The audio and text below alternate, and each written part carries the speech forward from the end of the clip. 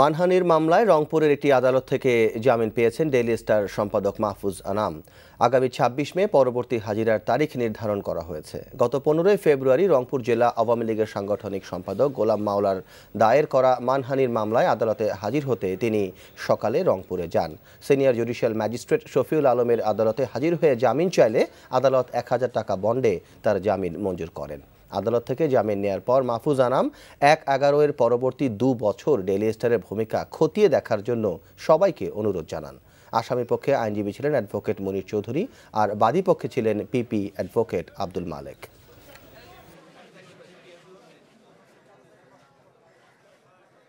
Daily স্টারের ভূমিকা নিয়ে অনেক আলোচনা হচ্ছে।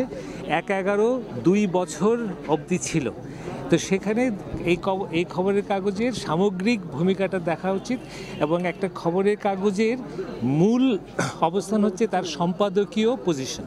তো ডেইলি স্টার সম্পাদকীয়তে এই 2 বছর কি অবস্থান নিয়েছিল, আমি সবাইকে অনুরোধ করব ওটা দেখতে। আমি বিশ্বাস করি যে এই নালিশি দরখাস্তে এমন কোনো উপাদান নেই যে আমার মক্কেল এই ব্যাপারে দণ্ডপ্রাপ্ত হবেন এবং উনি বেকসুর খালাস পেয়ে যাবেন বিচার প্রক্রিয়ার মাধ্যমে।